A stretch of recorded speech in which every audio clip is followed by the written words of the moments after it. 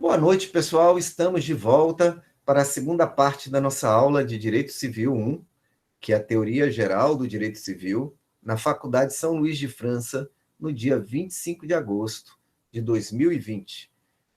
Nós estávamos na aula passada fazendo uma revisão de conteúdo, esclarecendo algumas questões, principalmente sobre o artigo 2º, 3º, né, e adentrando agora o artigo 4º da Lei de Introdução às Normas do Direito Brasileiro. Então, falávamos que não pode existir essa situação de no-liquid no direito brasileiro, ou seja, o juiz não pode dizer que não tem como aplicar o direito, porque como o direito é um sistema, em caso de lacunas, né, a norma deve ser integrada. E a integração, né, que é diferente de interpretação pressupõe que existe uma norma, mas o intérprete, determinando seu sentido e alcance, estabelece um resultado restritivo, declarativo ou extensivo.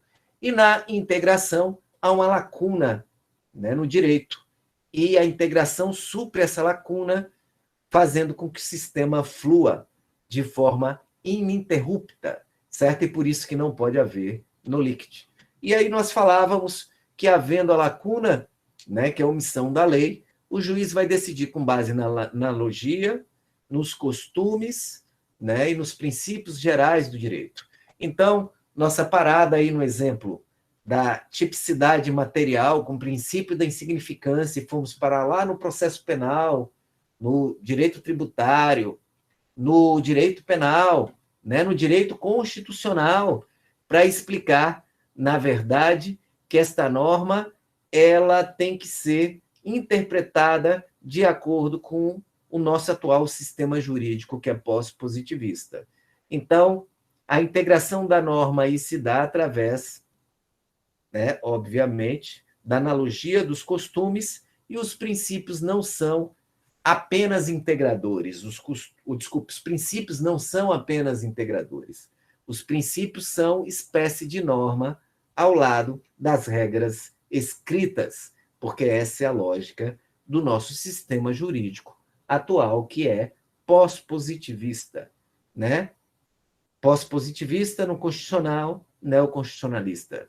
Pós-positivista no penal, teoria constitucionalista do delito.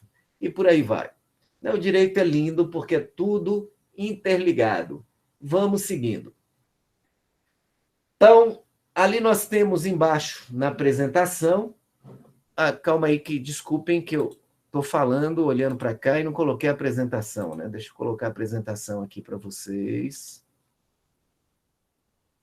Então, nós observamos aí, na apresentação, que o artigo 140 do CPC, né, ele reforça essa norma do artigo 4º da Lei de Introduções sobre Normas do Direito Brasileiro, estabelecendo que o juiz não pode deixar de decidir sobre a alegação de lacuna ou obscuridade do ordenamento jurídico, né? E decidir por equidade, ou seja, não é com base na lei, mas no sentimento de justiça equitativa do juiz, né? Lembram das acepções do direito como justiça que estudamos nas primeiras aulas, né? A justiça equitativa, ela é atribuída, o seu conceito, a juris consulto romano celso, jus est arbone et equi, né? Então, isso aí que é o conceito de justiça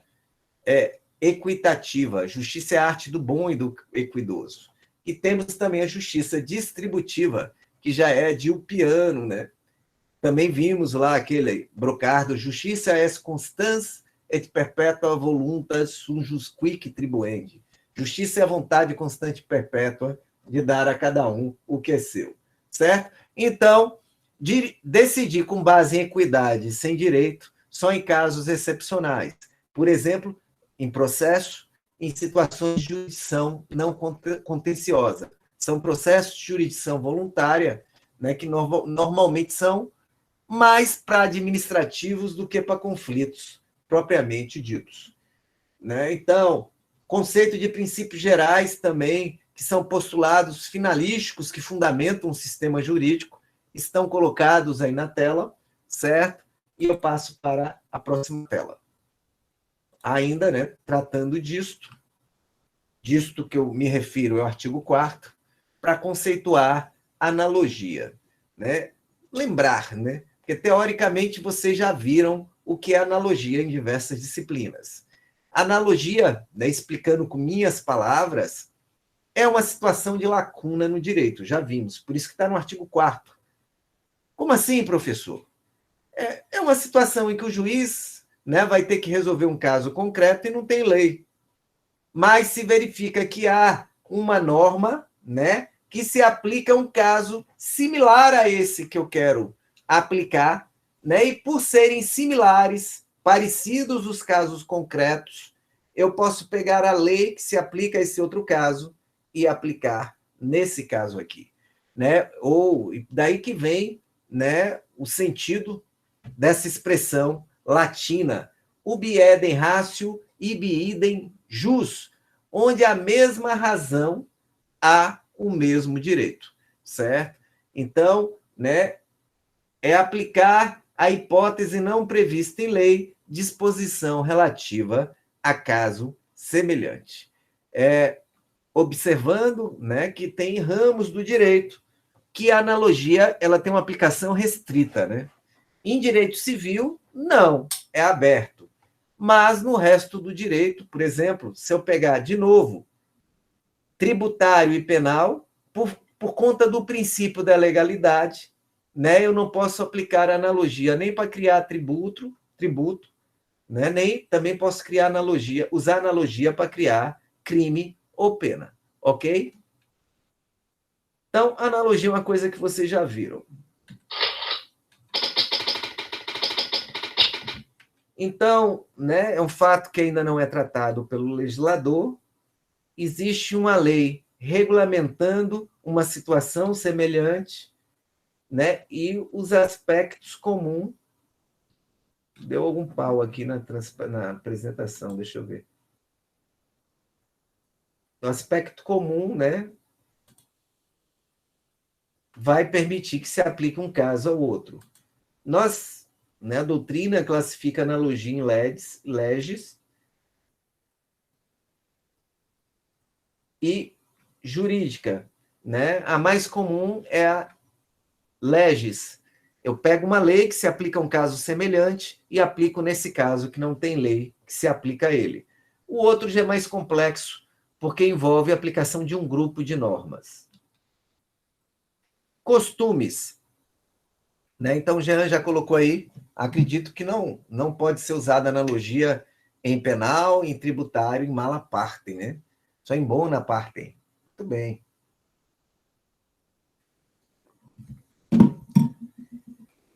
Costumes, pessoal. Costume, na verdade, a gente já falou, ele tem um requisito objetivo, que é reiteração de condutas, e um requisito subjetivo, né, que é a convicção de cada pessoa numa determinada coletividade da obrigatoriedade daquelas condutas que são reiteradas, que são os elementos objetivos e subjetivos do costume. Nós também já falamos por cima que o costume tem 3 espécies de costume, né? Nós temos o costume segundo a lei, ou seja, é a própria lei que manda seguir um costume X ou Y. Nós temos o costume praeter legem, que é aquele que vai suprir lacunas. Por isso que eu falei no início que esse costume do artigo 4º da Lei de Introdução às Normas do Direito Brasileiro é um costume que supre lacuna, é um costume praeter legis. E contra lege é aquele costume, né, que basicamente vai de encontro, que vai contrariar o que está na norma. Do ponto de vista normativo, esse costume é ilícito, né? E aí tem uma discussão imensa se existe costume contra lege ou não, né? O entendimento é que existe sim, mas ele não é aceito pelo direito.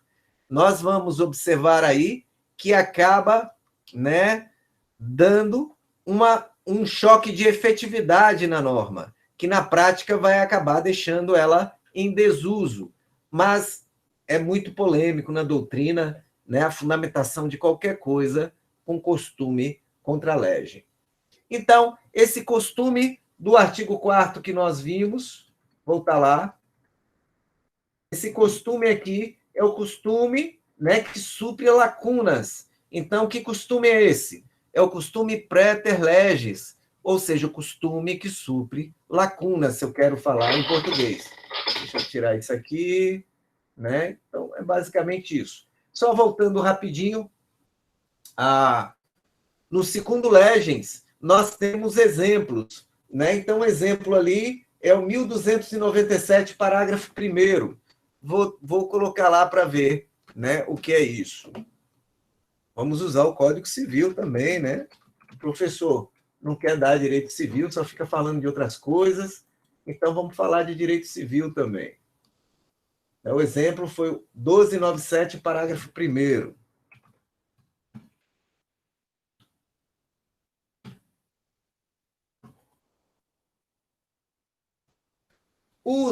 Né, as cercas.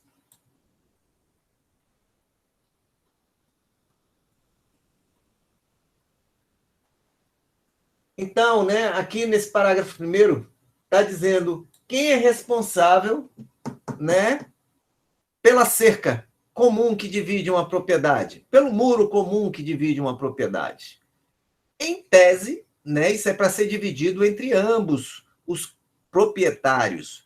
Mas observem aqui, ó, que, né, tem que olhar quais são os costumes da localidade em relação a isso, certo? Então, esse costume que aí está sendo referido pelo parágrafo 1º do artigo 1297 do Código Civil é um costume secundo legem, né? A própria lei que está referindo o costume, ok? Então, isso é o que teríamos a dizer sobre o costume, que vocês já estudaram aí, pelo menos, em umas 2 disciplinas no passado também. Só antes de entrar no artigo 5º, né, deixa eu ver aqui. Então, nós temos aí critérios de interpretação jurídica, né? O artigo 5º, ele traz um critério de hermenêutica, de interpretação, de aplicação do direito. Que critério é esse? Na aplicação da lei, o juiz atenderá aos fins sociais a que ela se dirige e às exigências do bem comum, né? Então, isso é um critério interpretativo teleológico, né? Ou seja, pela finalidade da lei.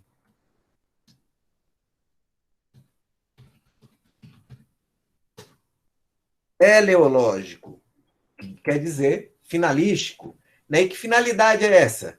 A finalidade da lei, mesmo que quem a faça não tenha essa intenção, deve ser sempre buscar o bem comum da sociedade, né? E cumprir uma função social que o direito tem, certo?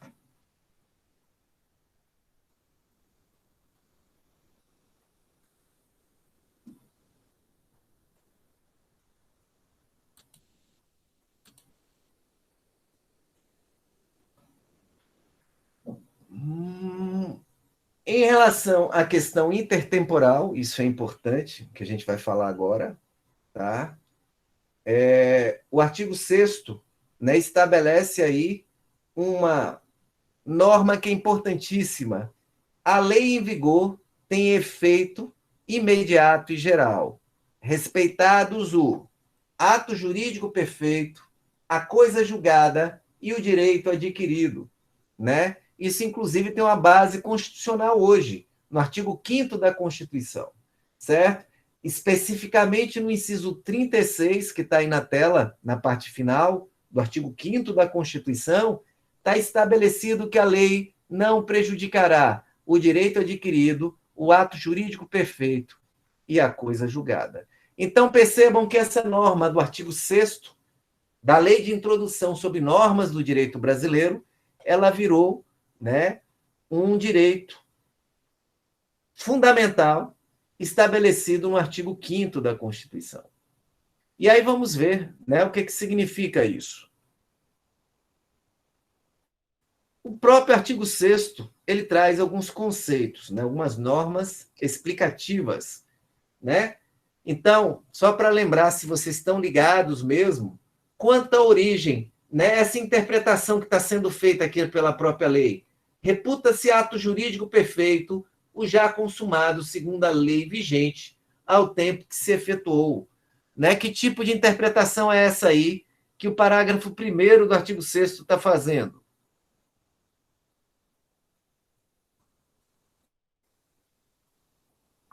Né? Uma interpretação quanto à fonte.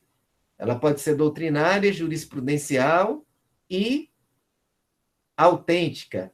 Né? Que tipo de interpretação é essa aí do parágrafo 1º do artigo 6º? Não, só pode ser autêntica, doutrinária e jurisprudencial. Histórica é método de interpretação. Né? Então, já estou dando as 3 opções. Né? O parágrafo 1º do artigo 6º, quando está conceituando o ato jurídico perfeito, está dando uma interpretação jurisprudencial, autêntica ou doutrinária.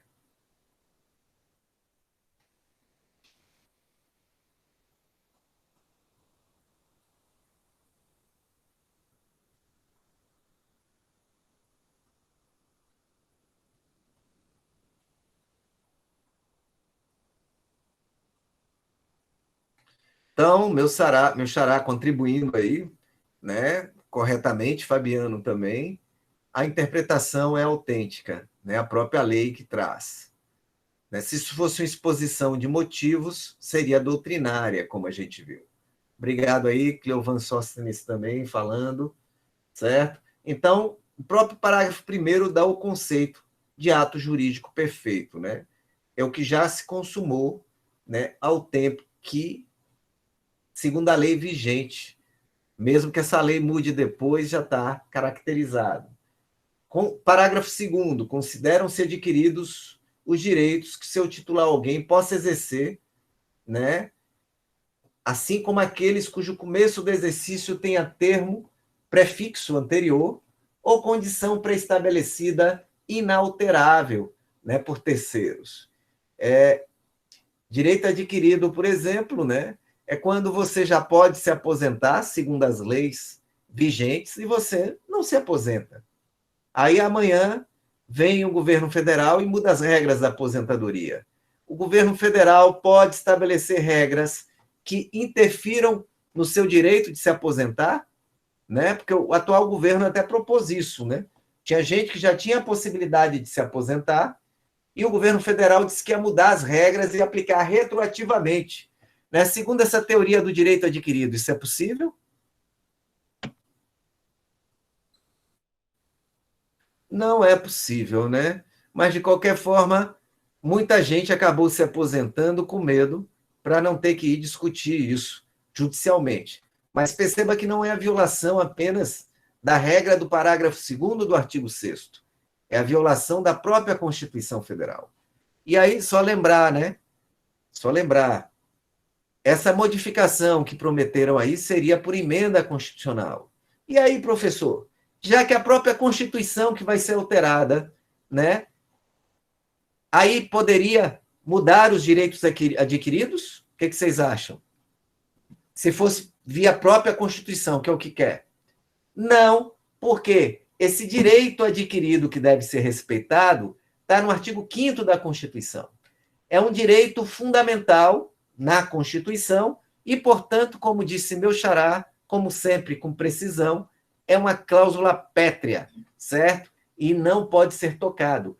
Então, essa emenda constitucional provavelmente seria considerada inconstitucional posteriormente pelo STF. Mas, né, muita gente não quis arriscar, não sei se vocês se lembram, teve uma onda de aposentadoria, né, pesada em função dessas propostas do atual ministro da Fazenda e da Presidência da República, que eu não entro no mérito, né? Só estou colocando os efeitos em relação a direito adquirido. Chama-se coisa julgada, o caso julgado, a decisão judicial que não cabe mais recurso. Né? Então, a coisa julgada também, teoricamente, ela deve ser respeitada. Lembrando a vocês que hoje já existem casos em que há um entendimento pacífico doutrinário e jurisprudencial, em que é possível, né, se rediscutir a coisa julgada. Um exemplo é ação de investigação de paternidade, certo? Se na época que a ação foi feita não se usou, né, de técnicas periciais modernas, como exame de DNA, que tem lá uma margem de acerto, dependendo do caso concreto, de mais de 99%, é possível até, né, que se faça uma nova rediscussão dessa situação. Isso tem sido mitigado, né? E tem casos também em que há, pela própria natureza da decisão judicial, uma possibilidade de que fatos supervenientes alterados possam ser rediscutidos, né? Um exemplo que eu dou sempre é de ação de alimentos. Você vai lá, entra com ação de alimentos, né? De um pai que cuida dos filhos, entra com ação de alimento contra a mãe que trabalha e não dá um centavo para o pai, né? Aí eu estou só tentando ser politicamente correto, mas 90% dos casos é assim, né? A mãe entra com ação de alimentos contra o pai, representando o filho, é o filho que entra com ação, na verdade, né? Representado pela mãe, e, né, digamos que o judiciário estabeleça ali, pelas condições econômicas ruins do pai, um percentual aí de 20% do salário mínimo de alimentos mensal. Alguns meses depois, esse pai arranja um emprego, fica em melhores condições e a mãe pode rediscutir, né, esse valor da pensão alimentícia, porque houve um fato superveniente. Assim como se o pai ficar desempregado, também é possível rediscutir esses valores. Decisões assim são chamadas decisões enquanto a situação permanecer como está. Em latim é rebus sic stantibus.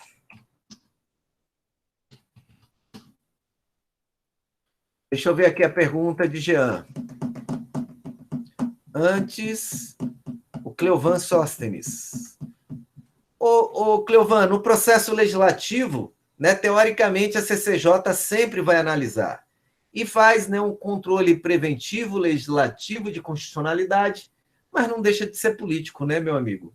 Então, quantas vezes coisas inconstitucionais não passaram por unanimidade nessas CCJs? De forma que o controle mesmo pesado aí vai se dar pelo judiciário, se provocado, tá certo?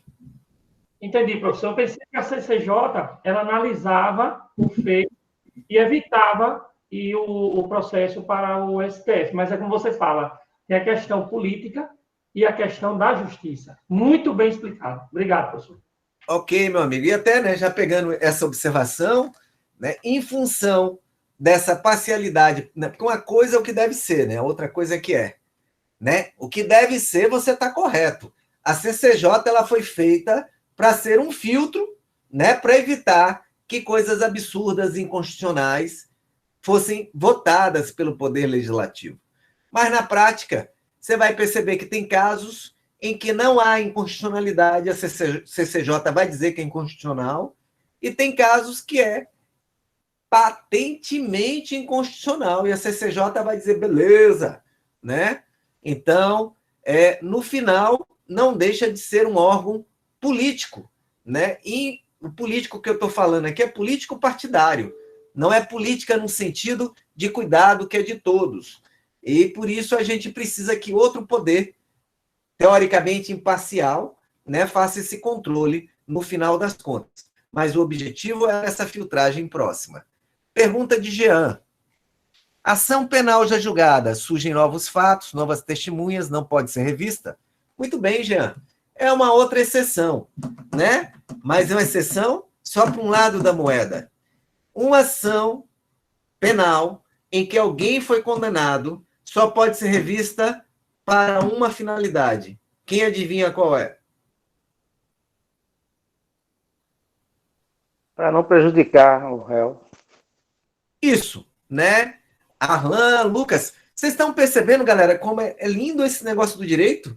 Vocês talvez nem tenham feito o processo ainda, mas a gente vai conversando, interligando as coisas, e as lógicas vão, aplicando, né? Então, você faz o curso todo de direito assim, você chega no final aí, dando aula lá para os ministros do STF, certo? Então, estão corretíssimos, né? Nós só podemos ter revisão criminal pró réu, não pode ter revisão criminal contra o réu, certo? E isso é um princípio básico lá dentro da ação penal. Então, é isso, né? Então, o exemplo chamado aí está perfeito. Eu tentei dar um outro que não fosse de penal para variar, né? E fui lá para alimentos. Mas a gente vai falando de todo o direito, porque, com exceção de algumas coisas, eu gosto muito de muitas áreas de direito, né? Porque, como eu digo, eu não tento ver algo isoladamente. Você vai falar, professor Sandro é civilista. Sou nada, né? Eu trabalho com direito civil, eu dou aula de direito civil, né? Mas eu me considero, na verdade, um clínico geral. Então, eu acho que, para que a gente possa ser mais efetivo e eficiente, tanto na operação do sistema jurídico, também na parte de concurso, para buscar uma opção, nós temos que ter uma visão ampla. Eu não posso ficar aqui dizendo, eu não gosto disso, não vou estudar. Eu tenho que interligar tudo, porque aí eu tenho mais ferramentas para resolver os problemas da vida real. E, às vezes, me falta um exemplo aqui de civil, de ambiental, eu acho em penal. Então, né, essa visão também me permite resolver problemas com mais ferramentas. Tem a súmula 711. Certo, então. Né? Vamos lá ver a súmula 711. Que essa eu não sei de cabeça não, viu, Cleovão? Essa súmula, ela esclarece de forma competente a situação que a lei penal mais grave ela pode ser aplicada ao crime principal. STF.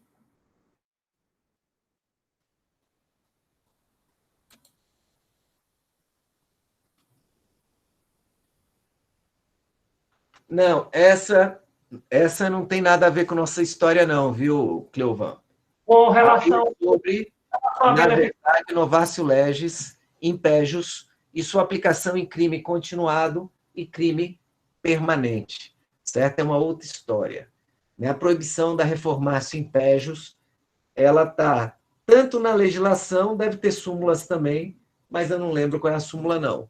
Mas isso isso aí é base do sistema, isso não tem exceção. Contra o réu não pode ter reformatio impégios. Eu não posso violar coisa julgada por causa do réu. Pergunta de Lucas. Professor, nesse caso, se novas provas incriminadoras apareçam, a ação penal pode ser revista? Veja, Lucas, se já houve uma sentença absolutória e essa sentença transitou em julgado, já era, certo? Simples assim. Né? Então, perceba as premissas que eu estou falando. Houve uma decisão definitiva do Poder Judiciário dizendo que o réu, deveria ser absolvido. Não cabe mais discussão, infelizmente. Agora, se o inquérito foi arquivado pelo Ministério Público por falta de provas e aparecem provas posteriores, aí sim é possível. Agora, se virou processo e houve absolvição, indiscutível, porque haveria violação da coisa julgada contra o réu. Isso não pode ter no nosso sistema. E o que o senhor acha disso, professor?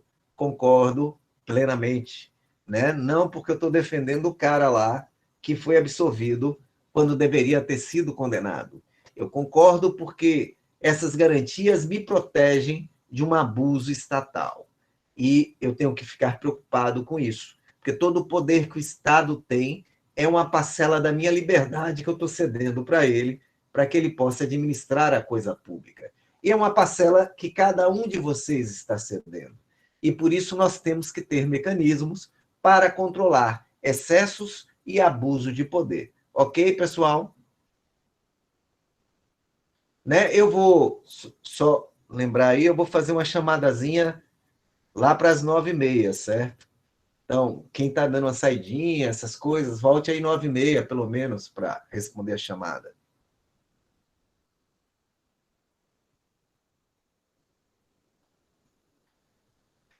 Dando continuidade, vamos lá, né? Eu parei aqui exatamente no parágrafo 3º, e só lembrando, né?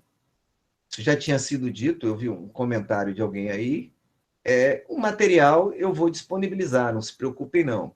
Mas eu só disponibilizo, como eu já disse na aula passada, depois que eu termino aquele bloco de assunto, certo? Porque para cada aula eu sempre estou estudando e estou atualizando esse material. E eu não quero ficar toda hora colocando material, tá? Então, nós, até terminarmos a lei de introdução às normas do direito brasileiro, nós vamos ficar, por enquanto, sem o material lá no Google Classroom, mas depois vocês vão ter acesso, assim como tem acesso também às aulas gravadas. Tranquilo, Sávio? Já estou aqui ligado, não se preocupe não. Ô, Cleovan, em algumas situações eu coloquei exercício, em outras não, né? Então, à medida que a gente vai falando, a gente vai falando sobre esses exercícios. Mas eu tenho que dar um andamento. É porque a aula de hoje, né, a gente ia começar no artigo 4º e ainda está no 6º. Mas eu não estou reclamando, não. Estou achando que está bom, porque a gente está aí tirando dúvidas e fazendo uma visão sistêmica. Hilton, o indivíduo é condenado em todas as instâncias e surge provas. É isso, Hilton, que a gente falou. Chama-se revisão criminal, tá certo? É o nome do recurso. É possível rever. Né? O nome do recurso é revisão criminal. Nesse caso, é possível uma exceção a esse princípio, porque é para beneficiar o réu, tá bom? E aí, esse recurso que eu coloquei aí só serve para isso, para beneficiar o réu. Tanto que o Ministério Público, né, pode entrar com revisão criminal, a não ser que seja para beneficiar o réu.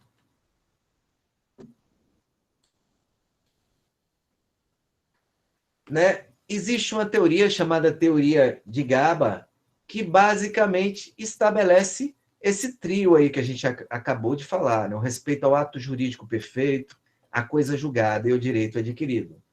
Né? E aí a teoria ela vai trazer exatamente em cima disso esse conceito.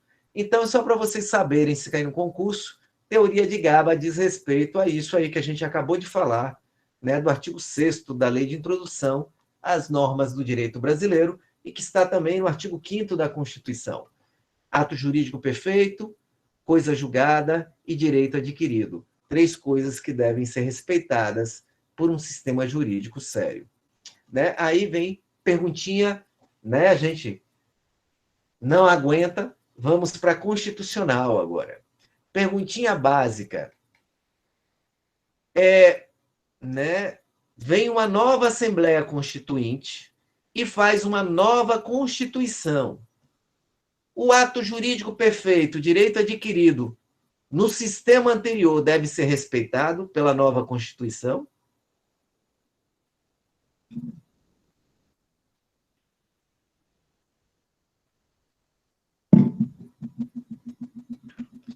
Né? Cleovan entende que sim. Guilherme depende. José Augusto, sim. Eu gostei do seu depende, Guilherme. Depende do quê? Me diga aí. Vamos ver se você vai me dar uma fundamentação boa.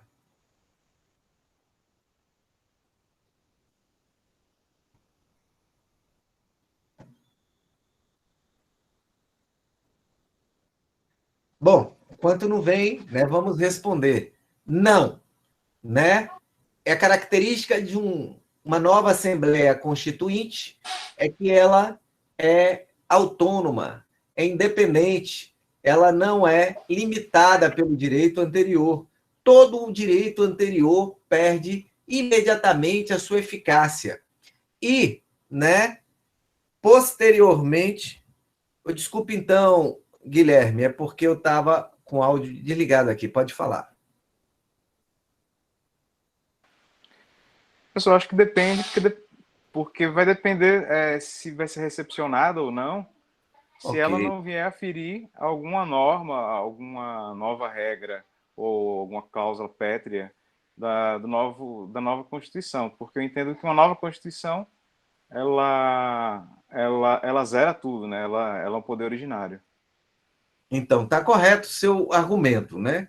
Então, você respondeu de um outro jeito, mas basicamente, por ser um poder constituinte originário, ele é ilimitado, né? E o ordenamento jurídico anterior todinho, inclusive a Constituição antiga, eles perdem automaticamente eficácia. E no mesmo instante, volta a eficácia das normas infraconstitucionais que são recepcionadas pela nova Constituição. Então, a pergunta, a Constituição nova, né, oriunda de uma nova Assembleia Constituinte, essa Constituição pode ferir direitos adquiridos e ato jurídico perfeito? Sim, certo? É exceção a essa regra. Tá? E aí, perceba, né, que se eu estou dando uma aula para vocês como um civilista, né, fechado, vocês vão botar na cabeça que essa regrinha aí do artigo 6º, ela não vai poder ser excepcionada nunca. Pode sim, se tiver uma nova Constituição. Espero que não tenha, viu, pessoal? Nunca tive tanto medo, né? Embora essa expressão seja de Regina Duarte, eu tenho pavor de, né, citar Regina Duarte, mas eu nunca tive tanto medo como eu tive nessa eleição para a presidência da República. E, repito, né, eu não estou entrando em nenhuma corrente ideológica aqui, não. É só porque os dois principais candidatos disseram que iam alterar a Constituição todinha, né? Ou, né, um deles não disse que ia alterar a Constituição todinha, mas disse que ia alterar as cláusulas pétreas. Então, ele ia ter que mudar a Constituição todinha. Então, assim, eu fiquei extremamente preocupado com os dois, né, de entrarem e me inventarem uma nova Assembleia Constituinte. Né? Com essa formação de Congresso que nós temos aí, a gente ia voltar ao tempo das cavernas. Tempo das cavernas, pandemia, né? Eu já estou até vendo o que ia virar. Nossa Constituição de 88 ainda não é a Constituição ideal, mas é uma Constituição cidadã que já tem 32 anos, né? E que já evoluiu muito em termos de efetivação de direitos e estabilização. Para a gente mexer nela agora e começar do zero, vai ser um zero negativo, na minha opinião. Né? Então, assim, eu não estou entrando em questões políticas, né? Mas eu acho que os dois preferenciais que disputaram a eleição, eu não vou entrar nesse mérito, os dois prometeram detonar a Constituição de 88. Ainda bem que quem ganhou não fez ainda, né? Mas isso aí, no meu modo de ver, preocupa todo o segmento jurídico e deveria preocupar toda a sociedade. Mas, enfim, vamos lá.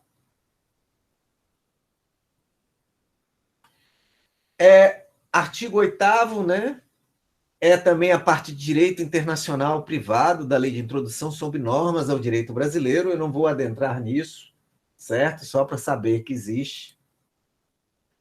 E, né, para saber aí, principalmente, eu não lembro quem foi que falou na aula passada, né, que quanto à fonte, teria agora a fonte administrativa de interpretação, é por causa dessa modificação aí dos artigos 20 a 30 da Lei de Introdução sobre Normas ao Direito Brasileiro, que estabelece parâmetros interpretativos para a administração pública, certo? Eu não me lembro quem foi que falou na aula passada, mas foi até um de vocês que trouxe essa tendência de nova classificação de interpretação quanto à origem, certo? É por causa dessa modificação aí, que é recente, né? Tem 2 anos. Com isso, né, nós concluímos a Lei de Introdução sobre Normas ao Direito Brasileiro e, na próxima aula, nós começaremos a tratar, basicamente, do nosso Código Civil, certo? E o primeiro assunto que nós vamos trabalhar é sobre as pessoas, especificamente as pessoas naturais. É um assunto bem legal, eu gosto muito desse assunto, certo? Então, para esse módulo, eu não coloquei exercícios, certo? Então, recomendo que vocês peguem aí, por exemplo, o próprio livro que eu uso como uma referência principal, mas não única, que é o do Carlos Roberto, que ele tem os exercícios e um resuminho no final de cada capítulo, para vocês revisarem. Gente, né, nesse momento eu pergunto, né, vocês estão achando o quê? Da velocidade, da forma como a informação está sendo passada? Vocês querem que vá mais devagar? Tá bom essa velocidade? Quer que acelere mais, que seja mais, né, específico? O que vocês estão achando aí para a gente fazer, né, as adequações? Tá beleza, né? Certo. E quem tiver algum problema específico, eu repito, para não ficar se expondo, né, aí no painel de mensagens do mural do Google Classroom, você pode conversar comigo, né, em privado, lá no direct do Instagram, tá? Que assim que puder, eu atendo a todos, certo? Tem um caso de um aluno, né, que houve aí um probleminha de falta, me parece, que foi justificada na aula passada, e aí eu estou com um probleminha, né? Eu não vou identificar o aluno. Da minha parte, está justificado, mas eu particularmente, eu não estou tendo acesso ao Magister para alterar as faltas das aulas passadas, né? Aí, se quiser entrar em contato com o coordenador, né? E aí pode até falar com o coordenador para conversar comigo, que eu vou ratificar que é justificável, certo? Aí não precisa se identificar, não, que é o aluno que tentou falar comigo hoje pelo mural do Classroom, certo? Então, é isso, galera. Por hoje nós vamos ficar por aqui, certo? Porque esse tipo de aula à distância e a forma como eu dou, não se iludam, está se passando muita informação de arrasto, porque vocês viram que eu não fico só em direito civil. Então, é importante para que vocês me acompanhem, que vocês deem uma revisada na parte doutrinária, certo? E não adianta a gente passar 3 horas e meia aqui dando assunto, porque a essa altura já foi passada muita informação. Então, as minhas aulas elas terão essa tendência de tempo, certo? Porque eu percebi que essa aula à distância ela é muito mais concentrada do que se eu tivesse na sala. Tivesse na sala, ia ter a paradinha para conversar, a paradinha para tirar uma dúvida específica, né? Os intervalos seriam maiores. E aqui não, aqui você está concentrado, olhando para o celular, concentrado, olhando para o computador, né? E assim, eu tenho noção de que eu estou passando a lista telefônica de informação para vocês, certo? E por isso a minha preocupação, né, de ter sempre um feedback, de que vocês estudem um pouquinho, certo? Para que a gente possa aí conseguir sincronizar para que seja efetivamente, né, que ser uma aula online, mas que seja um aprendizado, né? Se é online, se é presencial, não interessa. O importante é que a gente consiga se comunicar bem e que eu consiga passar essas informações a vocês e que vocês consigam recebê-las com qualidade, tá certo? Então, né, se você tem alguma preocupação, alguma dificuldade, você quer uma técnica melhor para estudar, você quer me fazer uma observação para eu dar uma atenção a determinado ponto, a determinada forma metodológica, me procure lá no direct, converse comigo em particular, certo? Não se preocupe não, que eu recebo tudo, né, como crítica construtiva. Diga.